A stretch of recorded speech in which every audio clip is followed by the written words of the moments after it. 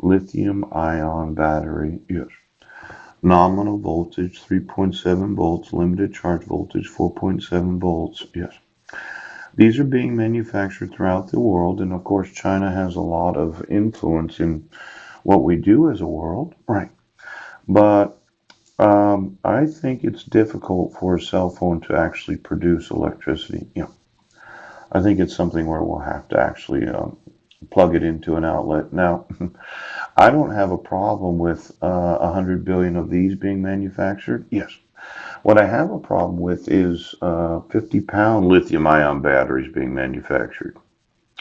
See, I can take this, yeah, I can look at how it was manufactured. I can melt it down into something usable. I can probably refabricate it into another type of battery. Yes. I could put it in some sort of car. Yes. And then I could run some electricity through it and I could amp the rotary motor so that it has a fast discharging effect because of the amount of electricity that goes through it. Yeah. Now it seems dumb, probably like 10 of these used. Yes. Melt it, refabricate it, put it in the motor, attach the spark plugs to and then the rotary motor would have plenty of horsepower to get her going. Yeah, it really would. Now, these, yeah, I want all of these, okay? I want every used battery throughout the whole world. Yes. Where I could break it down. I could remanufacture it. Yes. I could put it in an actual motor. Yes. I could attach it to the spark plugs on the one side. And then I could put a little electric motor, actually generator, on each of the wheels. Yes, we could.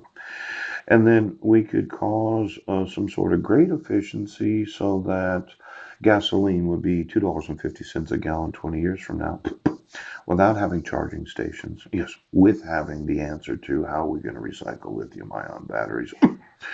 Now, I know this whole idea of not putting charging stations everywhere where you build some sort of subsidized housing.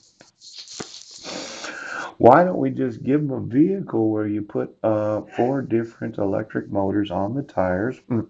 We recycle a whole bunch of these and put that in there. Yeah, put the spark plugs to it and see how that'll work. 100 to 150 miles a gallon. Now, I know there's a real shortage of fuel throughout the world. For those oil exploration companies that said, no, we don't want to be bought, what if I said I didn't need your oil?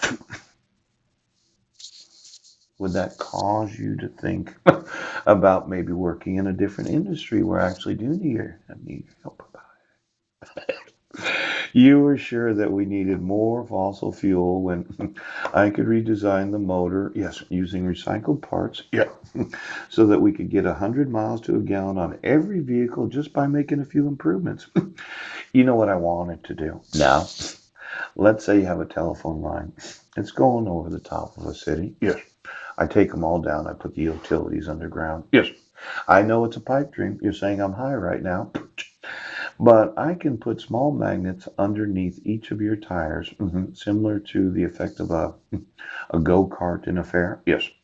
And the magnets will absorb electricity through the recycled copper that was in the telephone lines. Yes. And you could just scoot along without any actual fuel being used. Oh, and I can do all of that using the used broadband of this nation. See, when you think about used broadband, right, how many of you surf the internet? No. I can condense it. Yes. I can run it through copper as an electricity. Right. I can use a magnet to absorb it out of the copper. Yes. I can put a small electric motor in your individual vehicles.